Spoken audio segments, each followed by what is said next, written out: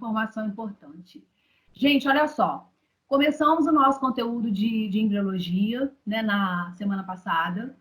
E como começamos, não, né? Na verdade, nós começamos lá em março e tivemos essa interrupção.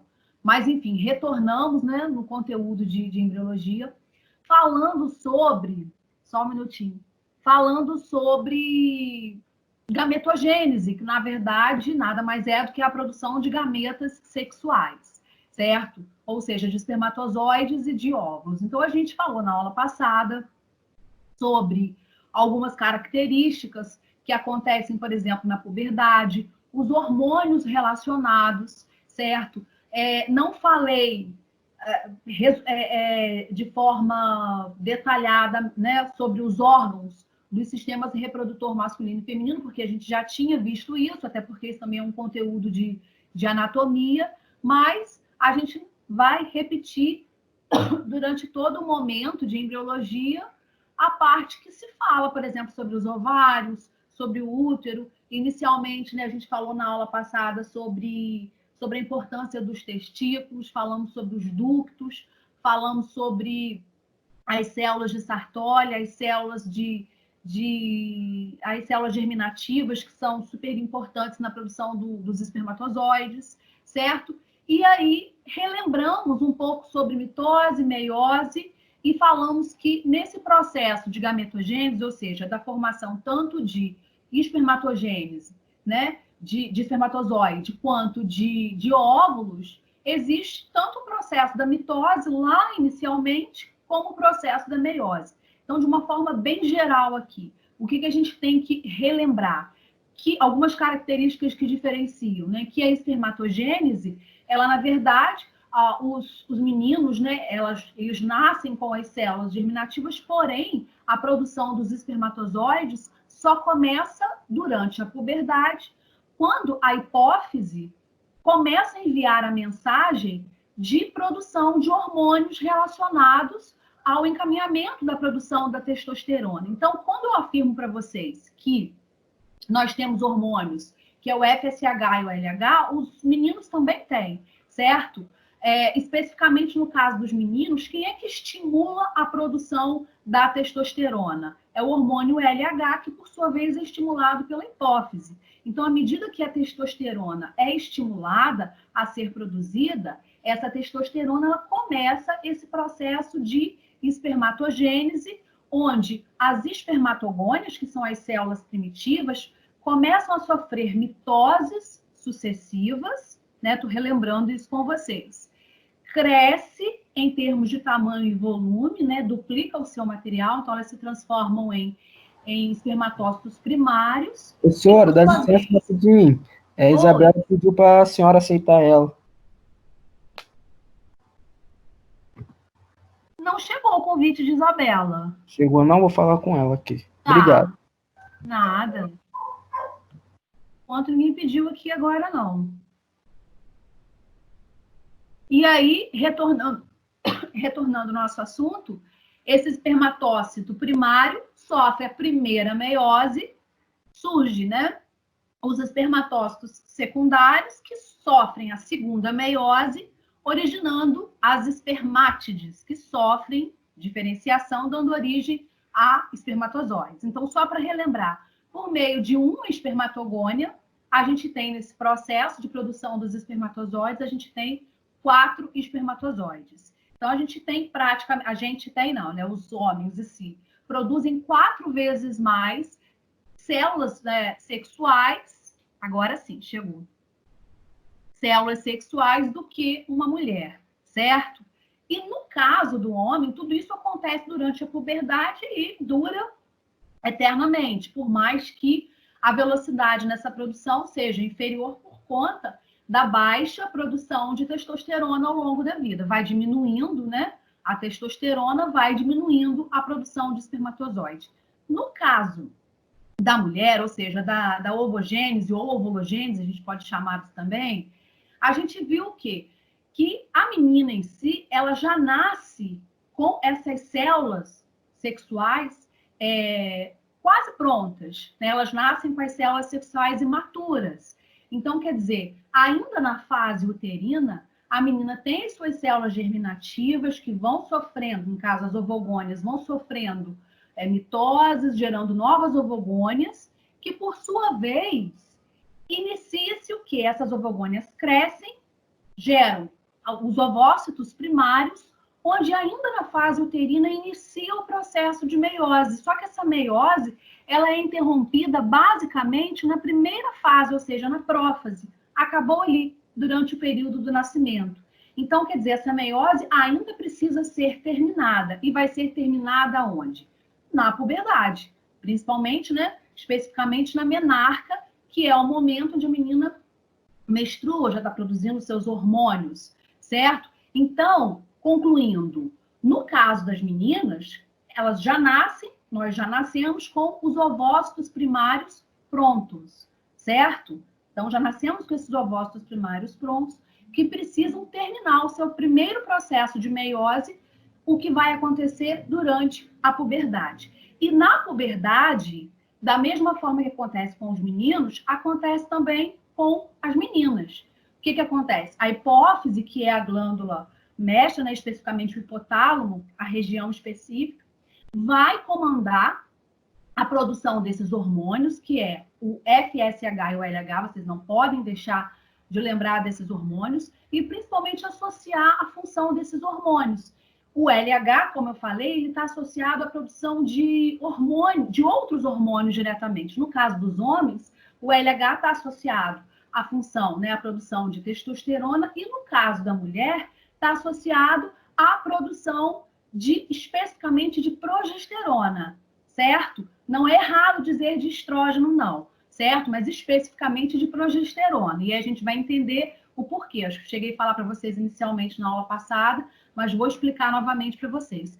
Já o FSH, que é o hormônio super importante nos dois sexos, mais especificamente na mulher por conta do processo de preparação, né, do embrião, no caso das mulheres, esse hormônio, né, que é o folículo estimulante, o FSH, hormônio folicular estimulante, ele tem como função promover o amadurecimento desse ovócito primário, ou seja, ele vai estimular esse ovócito primário a terminar o seu processo de amadurecimento, ou seja, a se tornar um ovócito secundário, se for fecundado um óvulo, ok?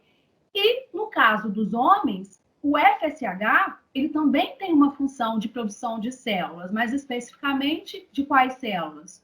Dos espermatozoides. Então, a gente tem que entender de uma forma geral que o LH está mais associado à produção de hormônios e o FSH ele está um pouco mais associado à produção dos gametas, das células sexuais propriamente ditas. Os dois hormônios, eles atuam juntos, certo? E quem é que controla esses dois hormônios? A hipófise.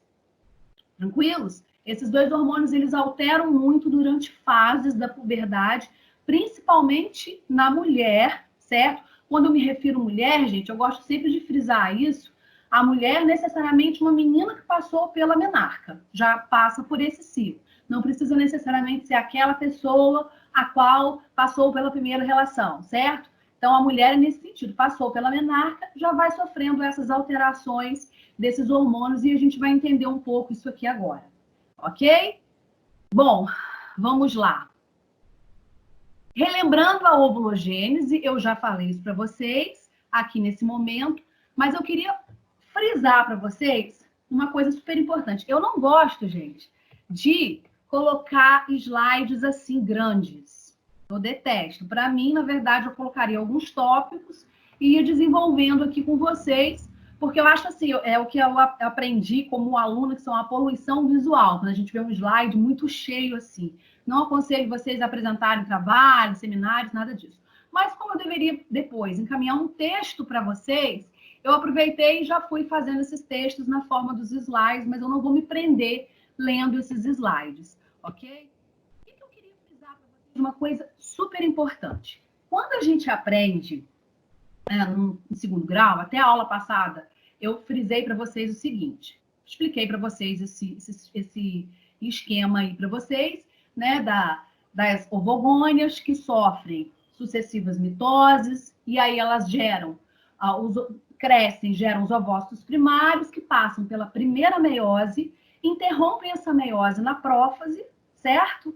E a criança nasce, a menina nasce, e essa meiose, ela volta a acontecer na puberdade, ou seja, esse ovócito primário, ele, na verdade,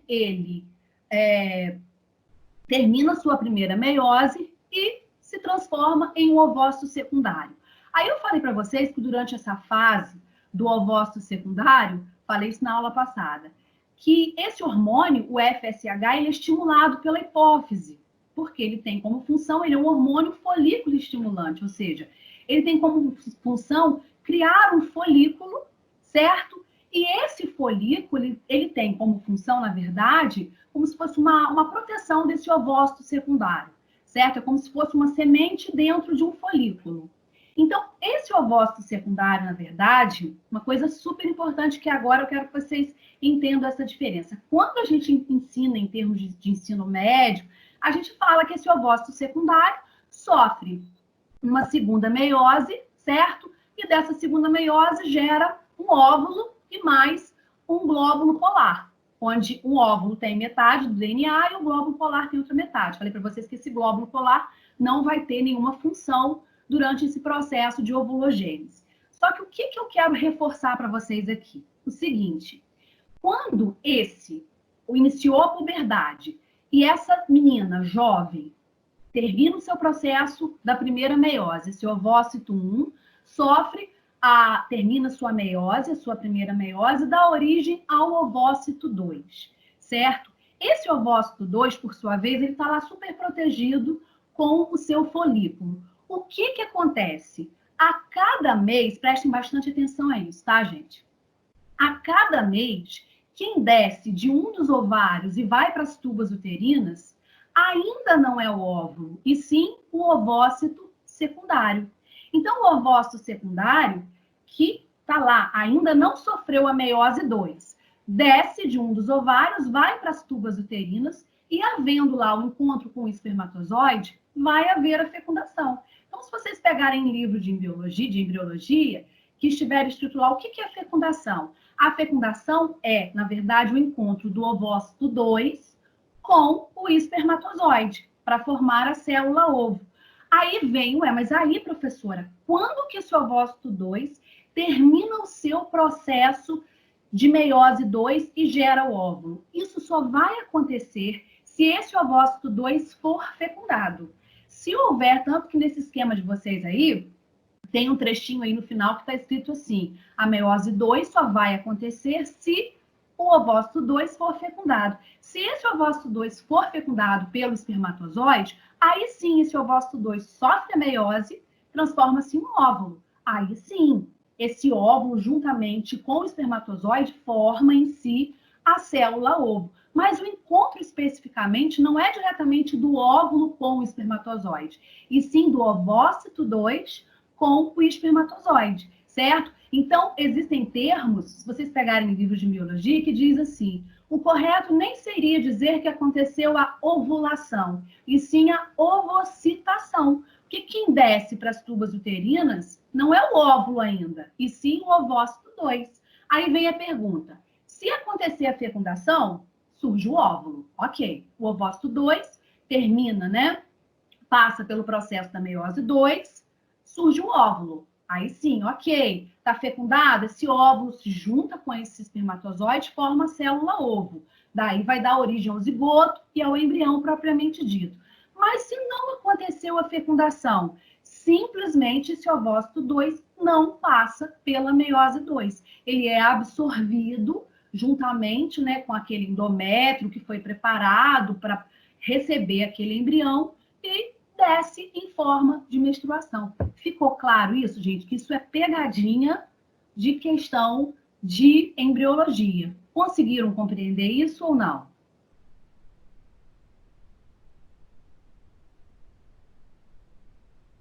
Show de bola. Certo? Show. Tranquilos? Então tá, vamos lá. Preocupada com o silêncio, hein? Bom, foi o que eu falei para vocês, eu não vou ler slide, mas vou frisar para vocês em algumas coisas. Então, vamos lá. Título: hormônios sexuais e puberdade. Chegamos à puberdade. O que acontece? Vou repetir isso para vocês, tá, gente? Que repetindo e que vai assimilando. A hipófise manda mensagem, estimula a produção de 2 hormônios. Isso nos meninos e nas meninas. O FSH e o LH, certo?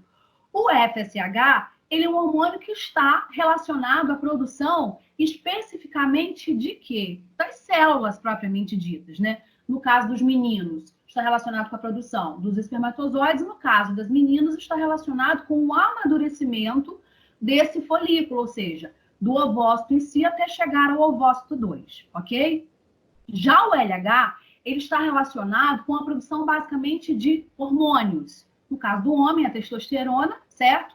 E no caso da mulher, está relacionado a hormônios, o estrógeno, né, o estrogênio, como também a progesterona. Isso vai depender da fase, certo, gente? O LH, ele está super relacionado à produção dos hormônios. Isso depende da fase, principalmente quando a gente se refere à fase do ciclo menstrual. Período da ovulação, por exemplo, o que se produz mais? Progesterona, vocês vão conseguir entender o porquê. Período antes da ovulação, o que se produz mais? Estrógeno. Então, é isso que eu quero que vocês entendam. Bom, deixa eu ver se eu já expliquei isso aqui para vocês. Expliquei isso para vocês, qual a função, né? Tá, com relação ao ciclo menstrual. Vamos lá. Ciclo menstrual, por que eu estou explicando isso tudo para vocês? Para vocês entenderem o que vocês já sabem, o que é ovulação. Todo mundo já sabe o que é ovulação, né? Só que para a gente entender como que acontece a formação desse embrião, a gente tem que passar por esses processos para vocês entenderem quais são os hormônios que estão relacionados, o que se forma, certo? Então, vamos lá. O período menstrual em si, ele passa por 3 fases, certo? A primeira fase, que a gente conhece como fase proliferativa ou folicular, isso já dá uma dica enorme. Qual hormônio, por exemplo, está superativo nessa primeira fase? Folicular, lembra do FSH. Isso aí, que é o hormônio folicular estimulante. Show. A segunda fase, que é a fase secretória, né? A fase secretiva, pode ser chamada, ou fase lútea, que está envolvido com qual hormônio? Hormônio LH, que se chama hormônio luteinizante, certo? E o terceiro tipo, a terceira fase, que é a fase menstrual. Essa fase menstrual ela vai ocorrer, claro, obviamente, se não ocorrer a fecundação. Então, eu preciso explicar para vocês esses 2 processos, havendo a menstruação, ou seja, não havendo a fecundação, e havendo a fecundação e, né, consequentemente, a gravidez. Então, vamos lá.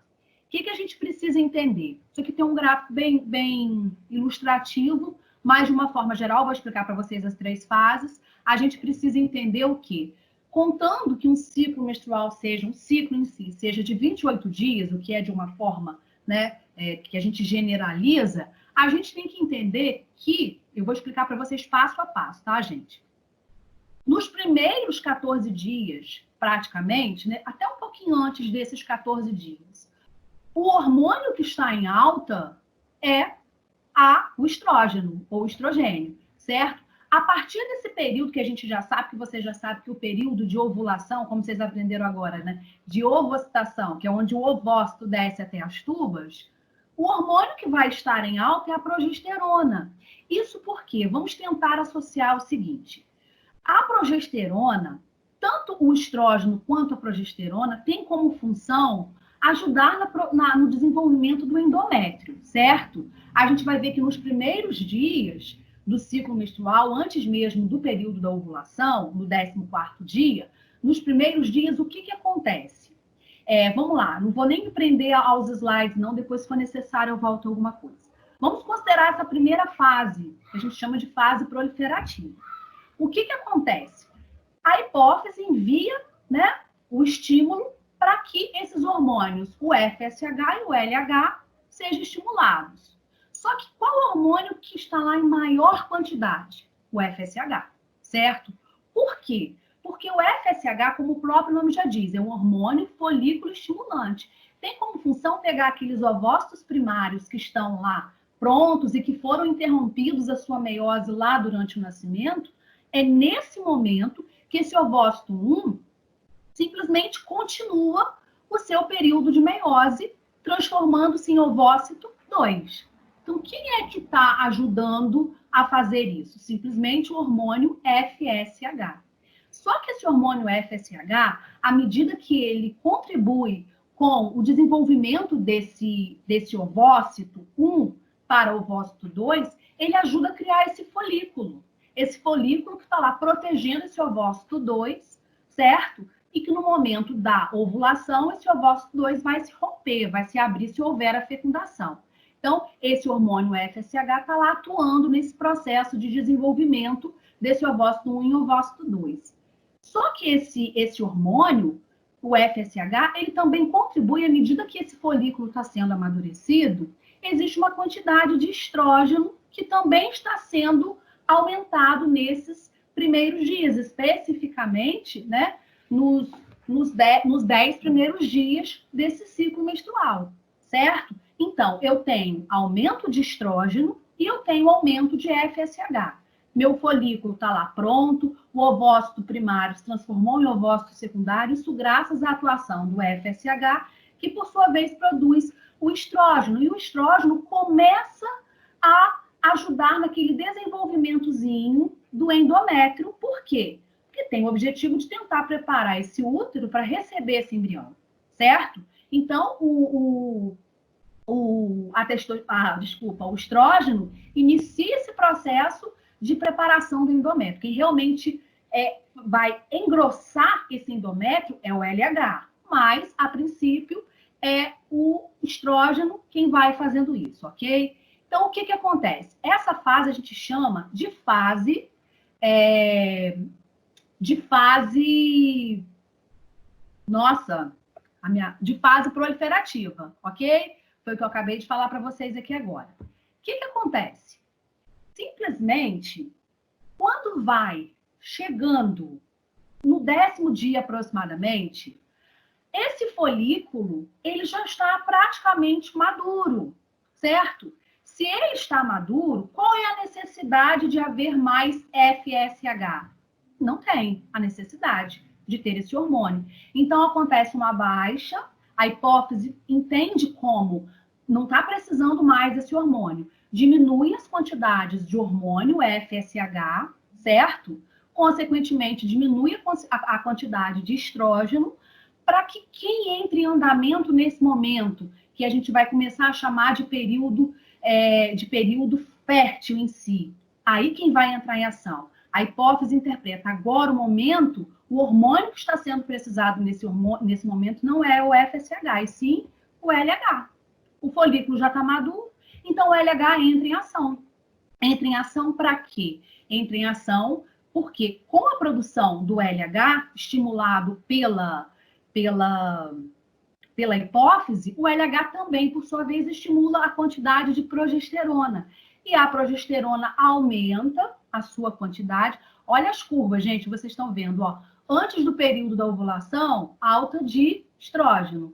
No período da ovulação, alta de progesterona, certo? A progesterona, por sua vez, ela tem como objetivo aumentar esse espessamento desse endométrio. Porque se houver a ovulação, ótimo, vai haver o embrião, certo? E aí, juntamente, isso tudo está acontecendo aonde, gente? No ovário, certo?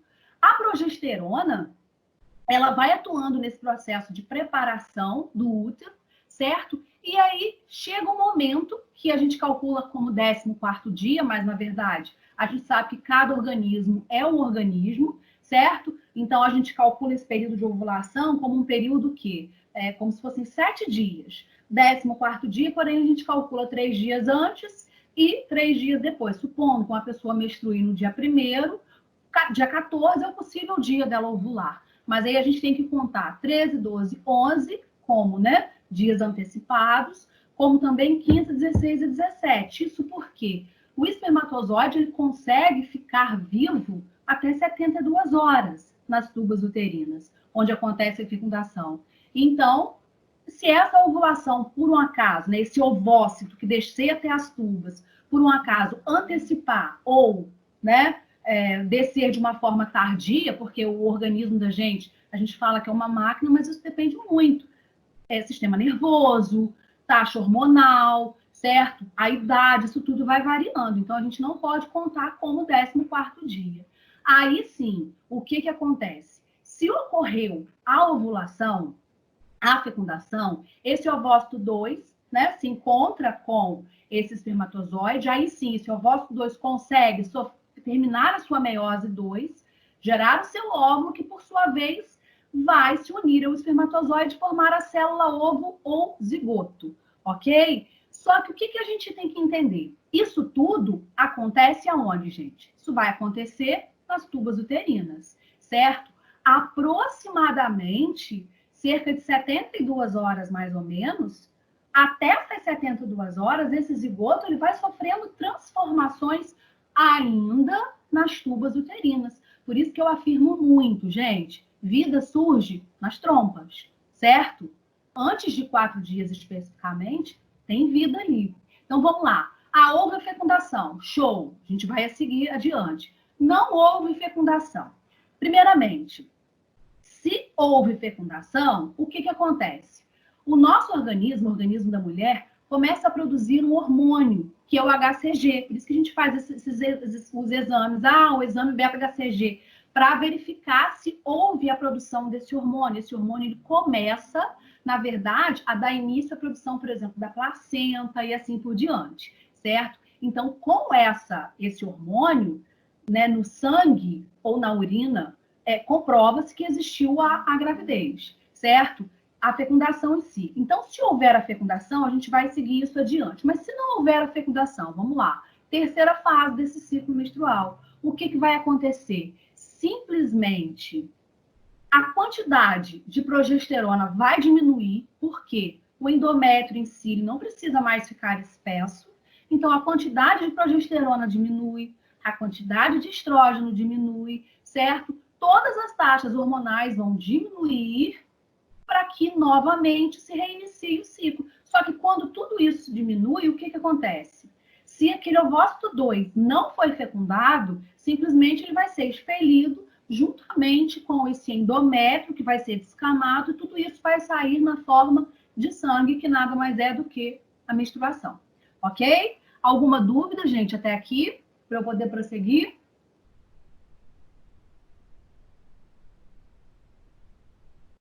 Por mim, pode seguir. Não estou com nenhuma dúvida, não. Wilson, só uma curiosidade, gente. A pílula anticoncepcional, ela impede que esse ovócito 2 sofra meiose 2, tá? Então, se esse ovócito 2 não vai conseguir sofrer a meiose 2, ele não consegue se transformar em óvulo. Então, não vai haver a formação da célula ovo em si, ok? Então, é essa a função do anticoncepcional. Quando a gente fala, a pessoa que toma anticoncepcional, ela não ovula. Isso não está errado pelo fato da gente compreender que ela não libera óvulo. O anticoncepcional tem uma grande quantidade de combinação hormonais de progesterona e estrógeno, certo? Que, por sua vez, impedem que seu ovócito 2 complete a meiose 2, faça a meiose 2. Então, não vai haver a fecundação se não houver a meiose 2, ok? Vou pular isso aqui, que foi o que eu falei para vocês, fase proliferativa. Coloquei em negrito para ficar bem frisado que na fase proliferativa ou folicular, o hormônio que está em alta é quem? O FSH, né? Porque tem como objetivo estimular o desenvolvimento dos folículos. Por sua vez, o FSH ajuda, é sempre assim, FSH estimula a produção de estrógeno, maior quantidade de estrógeno. Já o LH estimula a maior produção de progesterona, certo? Aí a gente viu, né, que durante essa fase proliferativa, esse ovócito 1 termina sua meiose, já que foi interrompida lá durante o nascimento, certo? Se transforma no ovócito 2, fica lá guardadinho ainda, né, no ovário. Inicia-se a segunda fase desse ciclo menstrual, que é a fase secretória, né, ou fase secretiva, onde o hormônio que vai ficar em alta realmente é o LH, né, a hipófise estimula a produção desse LH para quê? Para ajudar nesse espessamento do endométrio, caso aconteça a fecundação, certo? Então, deixa eu ver se tem alguma coisa. Falei para vocês sobre isso aqui agora, sobre a progesterona, a relação com o endométrio. E a fase menstrual, que é a última fase, certo? Se não aconteceu a fecundação, simplesmente, ó, se acontecer a fecundação, vai acontecer, né, o HCG, a produção desse hormônio, que vai incentivar a produção da placenta, certo? Se não aconteceu a fecundação, vai diminuir as taxas dos hormônios, FSH, LH, progesterona, tudo vai se descamar e vai ser eliminado na forma de menstruação. Ok, gente? Deixa eu ver aqui. Ok.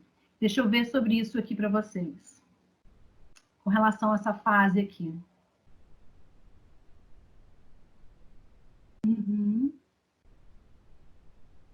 Ah, sim, gente. Corpo lúteo, tá?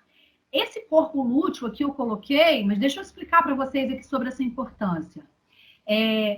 Enquanto está ocorrendo a ovulação, né, no momento em que esse ovócito 2 ele começa a ser liberado por um desses ovários aleatoriamente, também acontece a produção de corpo lúteo, que também é chamado de corpo amarelo, certo? Eu não coloquei aqui nos slides, mas quem quiser escreve aí agora, porque esse corpo lúteo ele é muito importante no processo de gravidez. Por quê? Na verdade, a placenta, ela vai se formar, claro, havendo a fecundação. A placenta, ela, além de... A gente vai estudar isso na parte de anexos embrionários, tá, gente? Que vai ser na próxima aula.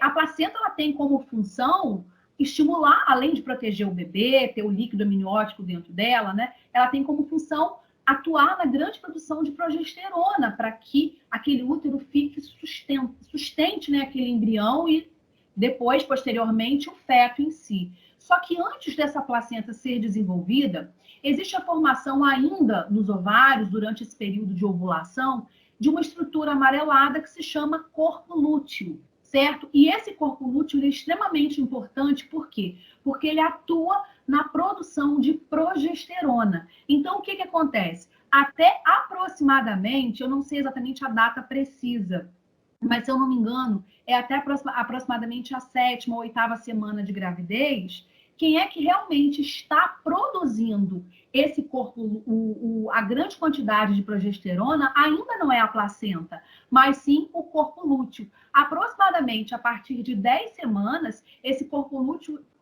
ele já entende, né? Já entende por parte do sistema nervoso que a placenta já está formada, já consegue, por sua vez, produzir a quantidade necessária de progesterona para conseguir, né, encapar, né, revestir esse útero, essa camada do endométrio, e aí ele se desfaz, certo? Então, esse corpo lúteo ele tem extrema importância durante a gravidez, embora ele seja desfeito em 10, 12 semanas.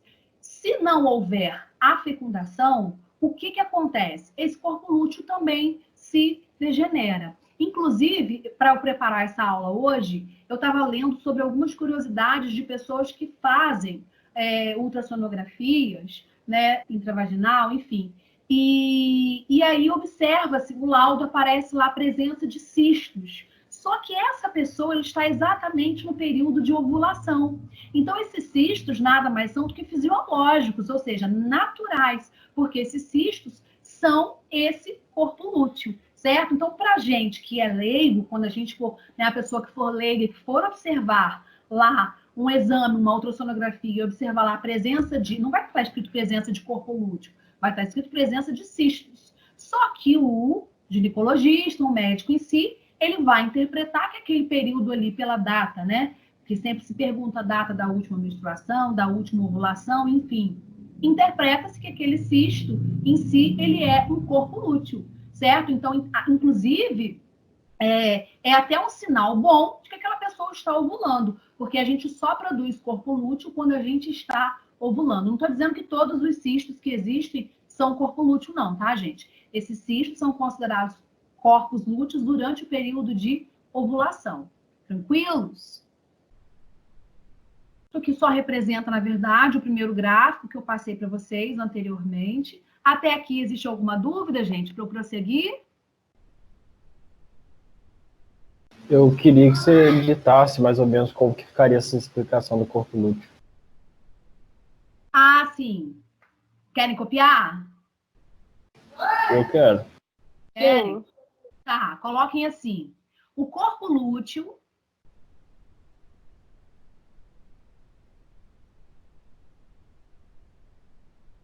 ou corpo amarelo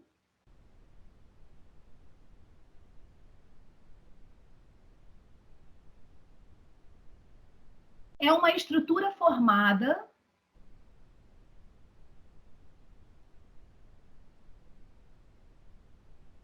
pelos ovários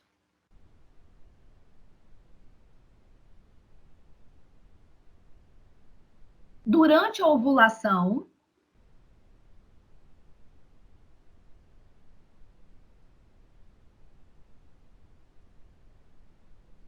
vírgula, apresentando como função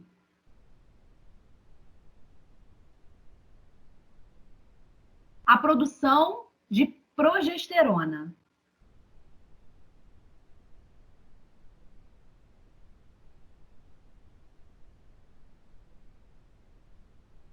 Ponto. Aí na frente vocês podem colocar assim. Caso não ocorra a fecundação,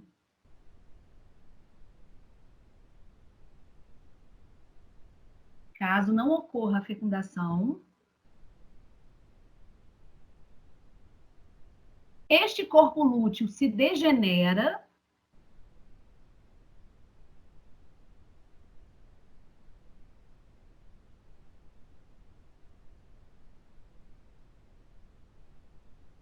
vírgula, diminuindo também a produção de progesterona.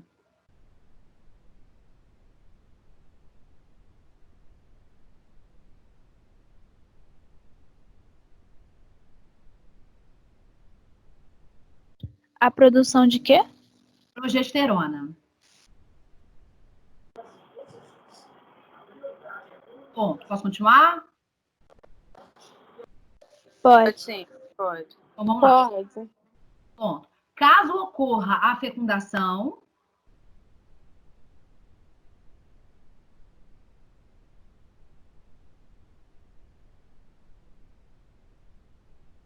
vírgula, este corpo lúteo se mantém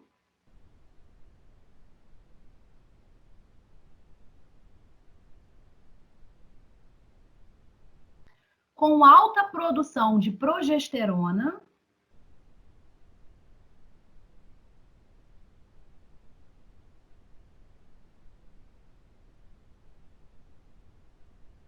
até que a placenta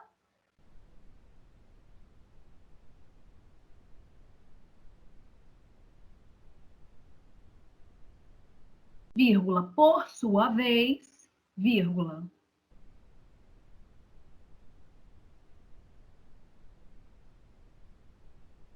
consiga produzir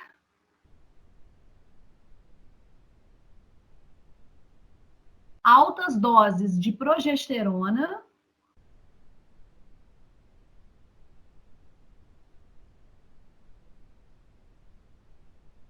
para manter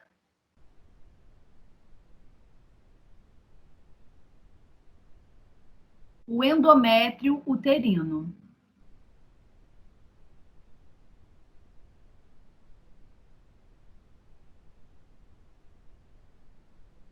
Aí coloquem entre parênteses assim, o que ocorre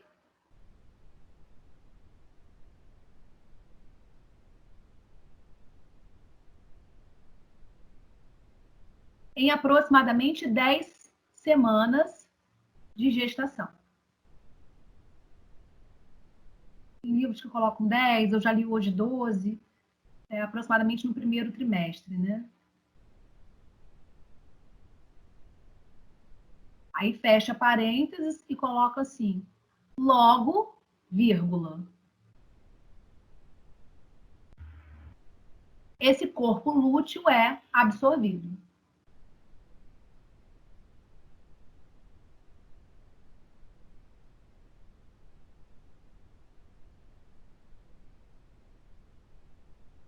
Ponto final. Ok? O que a gente tem que concluir? Que nos dois casos, o corpo lúteo ele é absorvido. Só que quando não ocorre a fecundação, ele é degenerado, logo assim sai com a menstruação. Acabou, baixou a quantidade de progesterona. Se aconteceu a fecundação, esse corpo lúteo ele tem que permanecer, ele não fica, gente, nas tubas uterinas nem no útero, ele fica no ovário, tá, gente? Mantendo essa produção de progesterona até que a placenta, por si só, consiga produzir a progesterona para manter esse espessamento do endométrio. À medida que a mulher aumenta o seu ciclo de gestação, a quantidade de progesterona está aumentando para manter esse útero, ok? Vai aumentando a quantidade de progesterona. Um outro hormônio que vai aumentando também é a ocitocina, certo? A ocitocina, por exemplo, é um hormônio, vocês vão ver isso em saúde da mulher.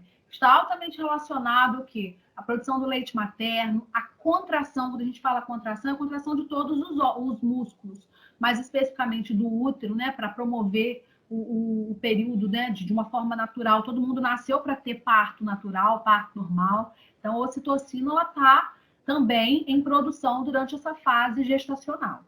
Ok? Tranquilos com relação ao corpo lúteo? Tranquilo. Ele é corpo lúteo ou chamado corpo amarelo. Quando ele se degenera, é absorvido, se desfaz, aí ele é chamado de corpo branco. Tá? Só por uma questão de curiosidade. Já falei isso para vocês com relação à ovulação.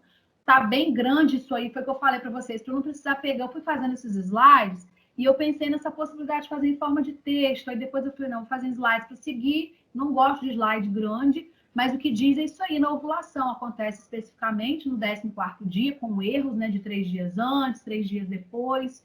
E como os livros abordam, deveria ser chamado de ovocitação, né? Quando a gente explica para um aluno de ensino médio, a gente fala simplesmente que esse ovócito, simplesmente ele libera, ele se divide, sofre a meiose 2, liberou o óvulo. Mas aqui no contexto mais detalhado, vocês têm que entender que o que vai até as trompas não é o óvulo ainda, e sim o ovócito, e lá ele só vai sofrer a meiose 2 caso ele seja fecundado, certo? Então, a gente chama de ovulação, mas nada mais é do que ovocitação. O período fértil, né, que mostra para vocês os 7 dias de risco, né? 3 dias antes, 3 dias depois, certo? Esse período fértil, gente, ele geralmente, para quem realmente passa por ovulação, que não toma o anticoncepcional, muitas pessoas que não tomam anticoncepcional seguem o método da tabelinha, que a gente sabe que é falha, né? Mas, enfim, conhece por meio do método do muco cervical, do peeling, né? Que é aquela consistência de uma secreção que sai no dia fértil, como se fosse uma clara de ovo, certo? Uma liga. Então, percebe-se para as pessoas que realmente têm a ovulação normal que esse dia é o período fértil, certo? Só para vocês saberem com relação a isso. A fecundação, aí vocês estão vendo, ó, é o ovócito em si, que vai ser fecundado pelo espermatozoide. E aí, sim, quando ele é fecundado, esse ovócito sofre a meiose 2, se transforma em um óvulo, né, para completar a fecundação em si. Não é errado a gente dizer que a fecundação é o encontro do ovócito 2 com o espermatozoide, certo, gente? Para vocês têm que me responder dessa forma, ok? E aí, sim, vou cobrar isso em prova. No caso, essas questões vão cair na V2, né? Vamos com calma, só para vocês entenderem, certo? E aí, como sempre eu falei isso para vocês, o óvulo ele tem que ser muito maior, por quê? Porque ele guarda essa reserva nutritiva, né, para nutrir em si a célula ovo nos primeiros momentos de vida, certo? Formação dos gêmeos não é novidade isso para vocês. Havendo a fecundação, o que acontece? A gente sabe que o maior percentual de mulheres tem a capacidade de liberar um óvulo, no caso, um ovócito, né, em si, por mês, certo? Existem mulheres que já têm a capacidade de liberar mais de um ovócito, certo? Então, o que acontece? Só para tirar uma dúvida, mulheres que têm um ovário a menos, que só têm um ovário, podem engravidar? Podem, normalmente, né? Vai ter um risco menor, porém, a quantidade, o que acontece é que se ela tiver 2 ovários, aleatoriamente esses ovócitos vão saindo, né? Escolhidamente, de um, de outro, enfim, de uma forma aleatória. Enfim, de uma forma bem geral, né? Gêmeos idênticos, na verdade, é o quê? um óvulo em si, um ovócito foi fecundado por um espermatozoide, ou seja, esse óvulo que se formou, né, com a meiose 2, o óvulo se encontrou com o espermatozoide, forma uma única célula ovo, que geneticamente consegue se dividir em 2, 3, 4, enfim, quantos gêmeos gerarem por aí. Isso é uma questão genética, tá bom, gente? E aí, o que acontece? Essa célula ovo, ou zigoto que se forma, ela características de gêmeos idênticos, né? Essa célula ovo ou zigoto, ela se forma numa mesma placenta, então esses bebês obrigatoriamente terão o mesmo sexo e a mesma tipagem sanguínea e serão gerados numa mesma placenta, por isso que eles são chamados de monovitelíneos, certo? A reserva nutritiva é a vitela, por isso que a gente fala monovitelíneo, porque a placenta ali em si, né, atua como se fosse uma reserva nutritiva por meio do cordão umbilical.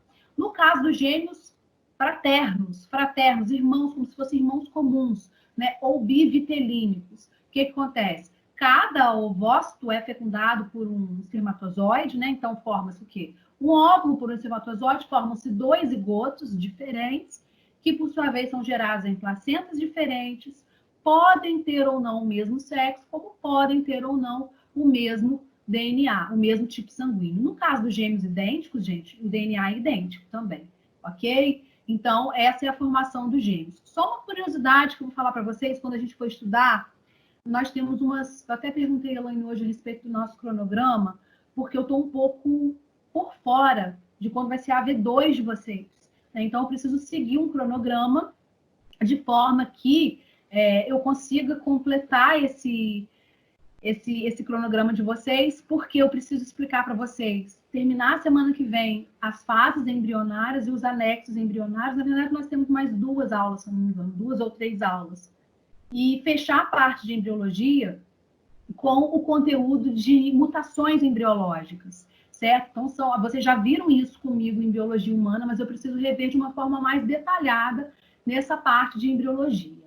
Então, se eu não me engano, se a próxima aula é a aula futura. Só para frisar para vocês aqui, uma coisa que é importante que a gente saiba dentro de embriologia. Os cromossomos sexuais, vocês já sabem, né? O cromossomo masculino, ele é o XY, o cromossomo feminino, ele é o XX. A gente já sabe que é verdade que é o homem quem determina o sexo, porque se ele doar o Y, o X só vem da mulher, né? A mulher tem um cromossomo sexual XX, então ela doa ou X ou X, certo? O homem não, ou vai doar o X ou o Y durante esse processo de fecundação, certo? Então, se o homem doar o X, vai combinar com o X da mulher, consequentemente, XX, sexo feminino. Se doar o Y, vai gerar o quê? O sexo masculino, certo? Então, no início da gravidez, praticamente, nas primeiras semanas, nós já temos até gônadas. Essas gônadas são idênticas no sexo masculino ou feminino. Essas gônadas só realmente conseguem sofrer um domínio para se diferenciar entre ovários ou testículos aproximadamente, né? A partir ali, a gente pode dizer mais ou menos a partir de 10 semanas. Aí sim, domina-se o Y ou o X que foi herdado, para diferenciar ali, a partir dali, o ovário ou os testículos. E uma coisa super importante, até o 7º mês, mais ou menos, gente, os testículos, eles ainda estão na região abdominal. Eles só descem para os sacos escrotais a partir do 7º mês. Existem situações de meninos que, às vezes, acontece de não descer, tem que fazer uma operação, né? Porque nasce com o saco escrotal, mas o testículozinho ainda está nessa região abdominal, certo? Outra coisa importante para falar para vocês, vou até adiantar para vocês, eu estava vendo hoje uma questão que fala sobre isso. Já que eu estou falando para vocês sobre cromossomos, XX, XY, eu quero que vocês me respondam aqui agora, se vocês responderiam essa resposta correta, certo? Se por um acaso uma criança herdou o Y desse par de cromossomos sexuais, ou seja, XY, ok? Então ela vai ter características masculinas, certo? Mas se por um acaso esse Y sofrer uma mutação durante o processo de formação embriológica e ele for inativo, certo? Quais serão as características externas e internas dessa criança? serão características masculinas ou femininas? É muito fácil essa questão. Só queria que vocês me explicassem, me dessem resposta e justificassem. Compreenderam o enunciado? Eu acho que vai ser feminina, porque só vai ter o X, né? Não vai ter o Y para diferenciação. Todo mundo concorda?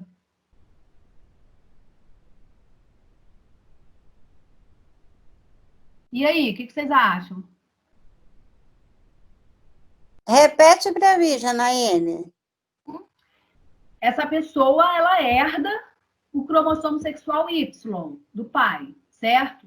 Mas ela herda um cromossomo que está mutado, sofreu uma mutação, tem erro genético ali. Então, essa criança, ela vai expressar características masculinas ou femininas? Acho que é masculino. Masculina? Quem que respondeu feminina no início aí? Foi eu, Kevin. Kevin, exatamente, tá? Essa questão foi uma questão da UFRJ. Vai apresentar características. Se o Y. Você respondeu masculina, perdão? Você respondeu masculina? Não, feminina? Feminina. Feminina, exatamente. Eu respondi. Ah, sim. A resposta é o quê? Características femininas, porque é o Y quem faz o desenvolvimento não só de características externas, como internas, como os testículos, por exemplo, né? Então, essa pessoa apresenta características femininas, embora cromossomicamente tenha o XY, certo? É o caso conhecido como... no caso é hermafrodita. Isso aí que eu ia perguntar. Existem várias situações de hermafroditas, tá? Várias situações. Então, por isso que eu achei que era masculino. Eu ia te perguntar por isso, no caso, quando é hermafrodita. Uhum. Existem hermafroditas, por exemplo, existem várias situações. Existem hermafroditas, por exemplo, que têm testículos internos no abdômen que não desceram, que o órgão genital em si é uma mistura de vulva com um pênis. Pois é. Né? Existem vários tipos de hermafroditismo, mas o hermafroditismo nada mais é do que uma explicação de uma possível mutação nesse par de cromossomos, tá bom? Existem até síndromes que geram esse hermafroditismo por conta de mutações nesse par de cromossomos sexuais. A gente vai estudar isso na próxima aula, sem ser a aula que vem. Ok? Bom, vamos lá. Então, vamos pensar o seguinte. Agora a gente vai entrar na parte realmente de fases de um embrião, certo? A gente sabe que o embrião, ele dura aproximadamente, o embrião em si, né? Primeiro trimestre é o embrião. A partir do segundo trimestre, a gente já considera como feto, certo? Então, a gente vai estudar especificamente essas fases embrionárias até o surgimento especificamente do desenvolvimento desse feto. Então, vamos levar em consideração o seguinte. Houve a fecundação, né? A célula ovo em si foi formada onde, gente? Nas tubas uterinas, certo? Essa célula ovo foi formada. Esse zigoto é um zigoto de uma única célula, por isso que se chama célula ovo. Só que o que acontece, gente? Deixa eu passar aqui. Olha só. Ainda nas tubas uterinas, por isso que eu falo mistério da vida, nem chegou a nidar. Lembra do termo nidação? Nidação significa a migração dessa célula ovo das tubas uterinas até o útero. Ainda nas tubas uterinas. Essa célula ovo, que foi né, uma única célula que foi formada a partir da fecundação, ela começa a sofrer processos de sucessivas mitoses. A gente pode chamar de sucessivas mitoses ou processo de clivagem, certo? E aí, essa única célula ovo, ela consegue surgir, formar uma massa sólida com aproximadamente novas 60 células. Né? Os livros abordam mais ou menos isso, novas 60 células. Então, essa massa aí, que surgiu da célula ovo, ela é chamada de mórula, certo? E cada célulazinha presente nesse conjunto de massas aí se chama blastômeros, tá? Só para vocês entenderem por que blastômero, porque a nova estrutura que vai ser formada se chama blástula, ok? E por que mórula? Ela tem uma forma de amora, certo? Ela tem um monte de célulazinha, né, de espaçozinho redondinho, que são essas células, então esse aglomerado, que a gente fala que é um aglomerado que não é oco, vocês vão entender por que eu estou falando que não é oco, não existe espaço central, Ou seja, esse zigoto foi sofrendo clivagens, várias mitoses, cuidado, que não são meioses, são mitoses, e aí foram originando várias células, um conjunto de aproximadamente 60 células, ou seja, 60 blastômeros, que formou essa estrutura, essa massa chamada mórula. Super importante que eu vou falar para vocês aqui. Não sei se eu coloquei nos slides, se eu não coloquei, coloquem aí. É nesse período ainda, gente, nas tubas uterinas, que surgem as células que a gente chama de células totipotentes, ou as mais conhecidas células-tronco, certo?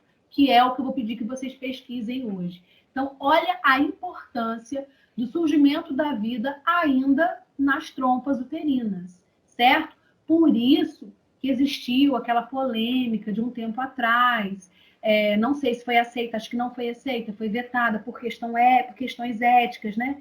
De muitos cientistas aceitarem que ocorresse o interrompimento da gravidez, até porque para a ciência não há gravidez ainda nas tubas uterinas, a gravidez só acontece no momento, né, que essa mórula vai para o útero em si.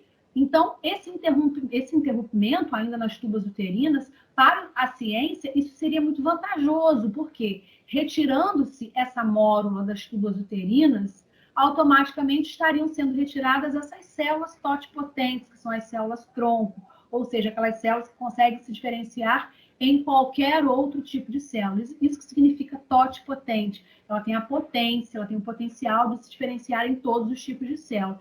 E muitos procedimentos, por exemplo, cardíacos, são curados, são realizados por meio da implantação de células-tronco que vêm daí, da mórula em si. A gente sabe que essas células-tronco, além da mórula, ela também é produzida, ela também está, né, presente na nossa medula, mas ela diminui ao longo do tempo. A gente sabe disso, que à medida que a gente envelhece, diminui. E a maior quantidade de células-tronco está exatamente nesse período aí, certo? Depois ela se concentra no cordão umbilical. Por isso que essas pessoas ricas, tipo Angélica, Luciano Huck, né? Eles pegam aquele cordãozinho umbilical e simplesmente colocam em bancos de congelamento para guardar, porque naquele cordão umbilical existe uma grande quantidade de células totipotentes que se iniciam aí. Questão de prova, tá, gente? Eu estou dando uma questão para vocês da AV2. Essa parte da mórula que eu pergunto em qual momento da fase embrionária essas células-tronco são produzidas. Já até separei essa questão para a AV2, para vocês verem como que eu sou boazinha. Então, olha só. Essa mórula, então, ela é formada ainda nas tubas uterinas, a partir do momento que esse zigoto sofreu várias clivagens, formando essa massa de aproximadamente 60 células, que são esses blastômeros aí. Bom, o que acontece? Inicia-se a segunda fase embrionária, certo? A primeira fase embrionária a gente chama de formação da mórula. O zigoto se transforma em mórula, essa é a primeira fase embrionária. A segunda fase embrionária se chama blastulação. Por que blastulação? Porque forma-se a blástula. Então, o que a gente tem que entender? Aquela mórula que estava lá nas trompas, nas tubas uterinas, migra em aproximadamente 72 horas, por isso que existe a pílula do dia seguinte, para impedir que essa mórula se desfaça, vai desfazer essa mórula formada, se ocorreu a fecundação, certo? Então, impede que essa mórula sofra anidação. Para a medicina, a vida começa aí, a partir da anidação. No meu modo particular, não. Inicia-se a partir dessa formação do zigoto. Enfim, o que a gente tem que compreender? Essa mórula, ela migra, ela sai das tubas uterinas e vai para o útero. Isso aí a gente chama de nidação. A partir daí já acontece a blastulação. Então, essa mórula que foi para o útero sofre novas divisões mitóticas, mas o que vai acontecendo? Deixa eu mostrar para vocês esse esquema. Olha só. Primeiro esquema aí que vocês estão vendo o quê? As células, os pontinhos pretos nada mais são do que o núcleo em si dessas células. Então, a gente tem o primeiro esquema aí, a mórula. Durante a blastulação, o que acontece? Essa mórula, essas células, elas começam a se afastar uma da outra por conta da produção de um líquido que elas produzem. Então, esse líquido vai fazendo com que elas, por uma questão até mesmo de osmose, né? Elas migrem, certo? Elas saem, esse líquido vai se espalhando, certo? E aí, simplesmente, essas células que se concentravam elas migram para a periferia. Consequentemente, aí nem demonstra, mas acontece um aumento dessa célula, certo? Então, a gente pode interpretar o que é o fenômeno da blastulação. É quando essa mórula apresenta essas células que, na verdade, se expandem, ou seja, migram do centro para a periferia por meio da produção de um líquido. Então, forma-se um espaço oco nessa célula, então, nessa nova estrutura que se forma, que a gente chama de blástula, certo? Então, cuidado com essas imagens. A primeira imagem é a mórula. É uma massa oca, onde não existe nada no centro. É uma massa totalmente preenchida por várias células, vários blastômeros, certo? Após aproximadamente 4, 5 dias, essa mórula se transforma numa blástula a partir do momento que essas células migram para a periferia, formando essa região central. E não é à toa que essa região central se forma. Por quê? Porque, além disso acontecer, a partir daí, vão começar surgindo novos processos de diferenciação celular para que sejam formados os tecidos, os folhetos embrionários que vocês viram comigo lá em embriologia, que é a ectoderme, a mesoderme e a endoderme. Então, é necessário que haja esse espaço para que surjam os tecidos e, consequentemente, o que surge depois dos tecidos?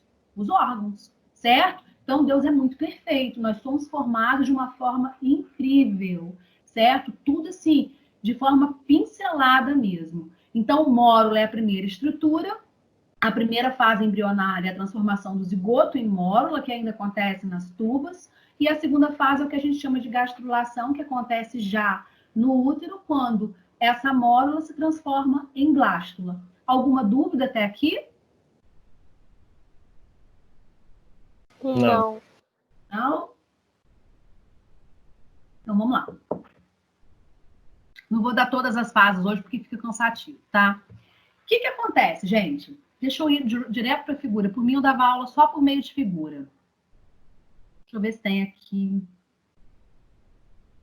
Tem. O que vai acontecer? Simplesmente, essa blástula que vocês estão vendo aqui, certo? Aqui, né, existe o quê? Existem as células que foram para a periferia, certo? E essa região aqui é a região onde, na verdade, é o espaço que vocês viram que foi preenchido por líquido, só que inicia-se a terceira fase embrionária. Nessa terceira fase embrionária, o que vai acontecer? Existe, deixa eu ver aqui, porque eu acho que eu até... Deixa eu ver se está nessa... Epibolia, que se chama. Eu tinha me esquecido exatamente do termo. Epibolia. O que acontece? Eu até coloquei entre parênteses para vocês. Essa bola que estava formada, ela acontece um processo chamado epibolia, como se ela murchasse. Imagina uma bola de futebol que é furada. Ela fura e ela sofre uma invaginação. O plástico começa, a borracha da bola começa a entrar.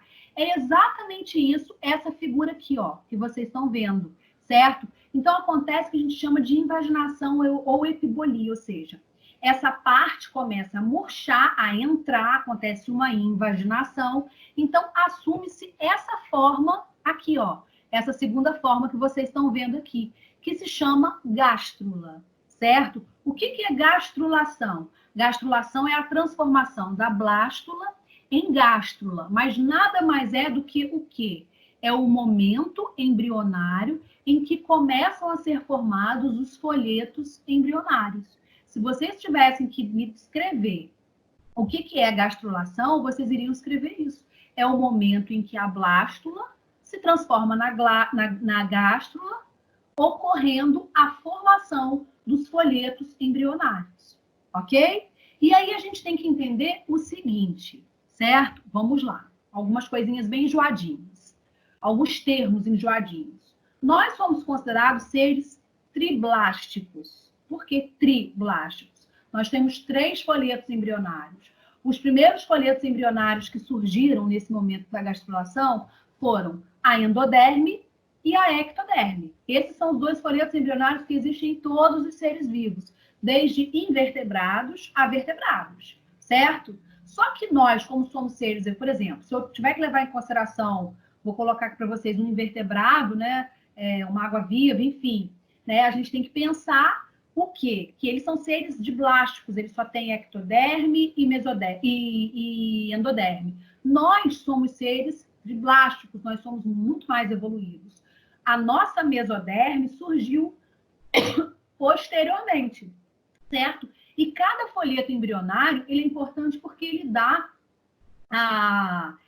origem a novos órgãos, certo? Por exemplo, a ectoderme, a gente viu que dá origem ao quê? A nossa pele em si, né? O revestimento da nossa pele, certo? A mesoderme é importante, por exemplo, nos nossos músculos. Então, vocês vão ver que cada tipo de folheto embrionário, ele é importante porque a partir dele originam-se novos tecidos. Eu falei isso para vocês até mesmo durante as aulas de tecido epitelial e tecido conjuntivo, sobre as origens embrionárias, né? A origem desses tecidos por parte desses folhetos embrionários. Então, é nesse período de gastrulação que vai ocorrer o desenvolvimento desses folhetos embrionários. Uma outra coisa importante, tá? Essa região central, vocês estão vendo o meu mouse, então? Conseguem ver o meu mouse ou não? Não, a gente não consegue, não. Não. Não consegue? Tá. Se vocês estão vendo aí uma estrutura chamada arquegônio, conseguem verificar aí? Sim, Sim. no meio lá. Isso. Essa estrutura do meio, chamada de arquegônio, é uma questãozinha chata, tá, gente? Isso que eu vou falar para vocês. Mas esse arquegônio nada mais é do que o intestino primitivo. É a estrutura que dá origem... Desculpa, intestino primitivo não. É a estrutura que dá origem ao sistema digestório primitivo. Então, para vocês terem uma noção, uma das primeiras coisas que surge no embrião é primitivamente, certo, gente? Esse arquegônio, certo? Primitivamente, esses órgãos que futuramente vão ser órgãos do sistema digestório. Então, isso aqui se chama arquegônio, ok? E aí, vocês estão vendo o seguinte, existe uma estrutura que comunica essa parte externa do arquegônio com essa parte central do arquegônio com o meio externo, que se chama blastóporo, certo?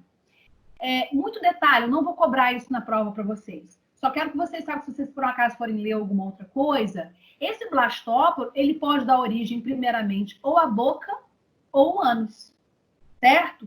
Então, por exemplo, no nosso caso, a primeira coisa que surge é o ânus. Então, nós somos chamados de seres deuteronômios, por causa da primeira estrutura que surge ser o ânus, no caso do contexto do sistema digestório. Não vou cobrar isso na prova para vocês, tá? Esse detalhe. O que eu quero que vocês saibam de gastrulação? Que a gastrulação inicia a partir do momento que a blástula se transforma em gástrula, e esse momento ocorre como o quê? Com a formação dos folhetos embrionários, certo? E do arquegônio, que é um sistema digestório primitivo. Tudo bem? Tranquilos até aqui ou não? Tranquilo. Tranquilos? Se vocês observarem, vou colocar até na introdução.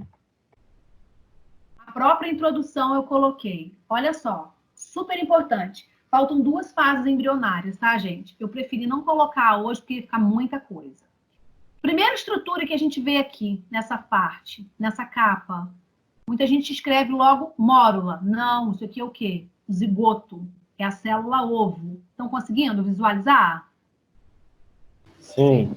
Sim. Então, primeira estrutura, célula ovo. Tá lá, aconteceu, fecundou, formou a célula ovo nas tubas uterinas. Ainda nas tubas uterinas, essa célula ovo sofre sucessivas clivagens, sucessivas divisões mitóticas, até originar vários blastômeros, tá? Que são essas células que formam um aglomerado de 60, mais ou menos, células, 60 blastômeros, formam essa massa sólida, essa estrutura chamada de mórula, que lembra uma amora, certo? Então, essa mórula, depois formada, sofre nidação, vai, né, para o útero em si, certo?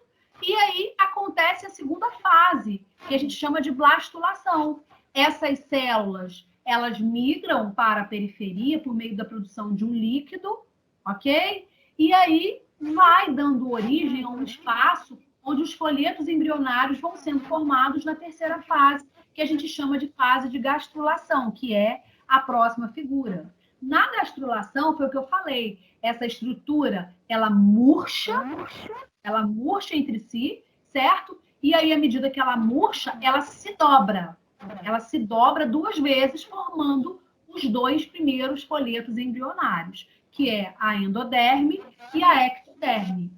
Se nós formos evoluídos, no meio da ectoderme e da endoderme surge uma terceira camada, que é a mesoderme, certo? Então, a gastro nada mais é do que a formação dos 3 folhetos embrionários. Logo em seguida, a penúltima fase a gente chama de neurula.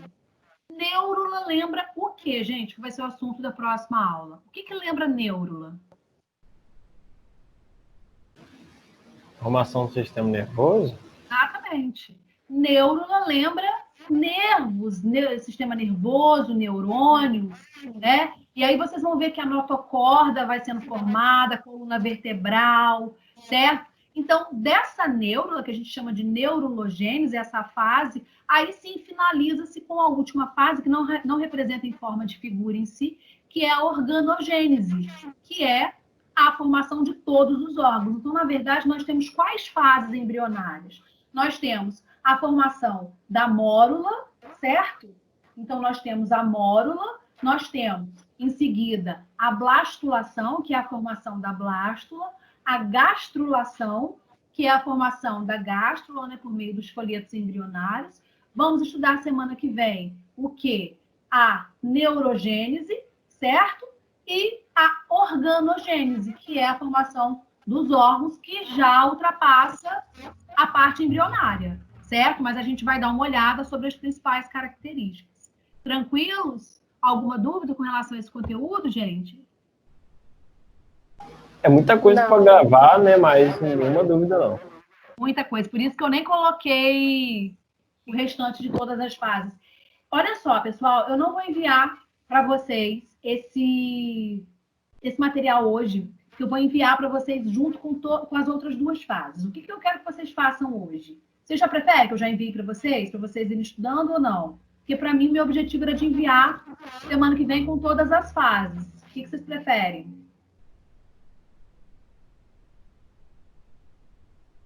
Porque o que eu vou passar para vocês de atividade hoje é, na verdade, uma breve pesquisa sobre as células-tronco, nada especificamente sobre esse conteúdo. Poderia passar, professora, adiantar. Tá.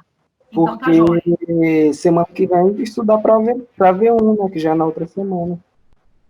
Mas esse conteúdo não cai na V1, não, tá? Não, eu sei. Eu entendo, para não ficar muita coisa. Então, poderia esperar, Janaíne. Concluir o material. É isso que eu tô falando. Eu nem coloquei nada no final, porque meu objetivo era de enviar a próxima aula para vocês tudo junto.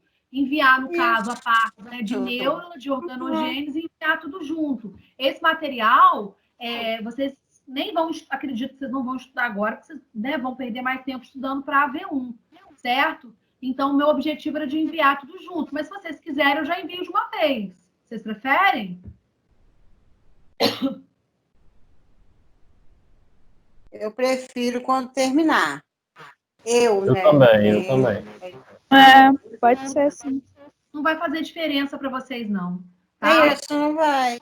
Tá. Eu quero que vocês façam, para não ficar conteúdo acumulado, não ficar assim, como vocês, né? Eu sei que são muitas questões que vocês têm que fazer com relação ao exercício, mas como a gente foi orientado a passar uma questãozinha, alguma coisa, para, né, equivaler como presença, eu vou pedir apenas que vocês façam uma breve pesquisa. Vê se depois eu preciso que eu coloque no grupo. Eu acho que não tem necessidade, mas se tiver, eu coloco.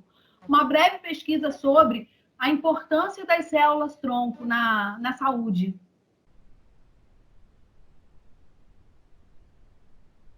Uma coisa bem pequenininha. A importância das células-tronco na saúde. Show. Janaíne, mas de qualquer forma você manda no grupo depois? Coloco sim. Para te mandar por e-mail? Isso, vocês vão me mandar por e-mail, como vocês têm me mandado as últimas atividades. Gente, outra coisa. Eu vi que alguns alunos me mandaram no particular a mensagem que eu tinha falado, né? Que podia me mandar para saber se estava tudo certinho, as atividades em si. Eu peço desculpas para quem eu não respondi, porque eu tenho o hábito de, às vezes, visualizar uma mensagem no banco, em algum lugar assim, e aí não ter como responder naquele momento e acabar esquecendo, tá? Então, eu peço desculpas para quem eu não respondi, para quem realmente eu não... Depois eu tento fazer uma planilhazinha, e aí eu envio, eu tento enviar para a Camila, alguma coisa assim, para ela colocar entre vocês se tem alguém pendente com alguma coisa, tá bom? Acho que isso não vai ser... Não vai prejudicar ninguém com relação a isso, não. Tá? Ou então, quando for atualizar a plataforma, quem for observar que está com falta, de repente, até é melhor fazer isso.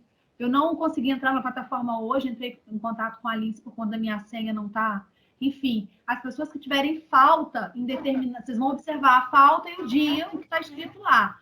A aula sobre tecido cartilaginoso. Se tiver falta, é porque eu não recebi atividade, tá bom? Então, interpretem também dessa forma, tá? Mas fiquem tranquilos, de uma forma geral, eu vi que vocês estão sendo super produtivos com relação a isso, tá? E qualquer dúvida, podem me chamar, tá? Semana que vem a gente tem mais uma aula antes da prova, e aí eu não vou falar para vocês, gente, que eu vou dar revisão semana que vem.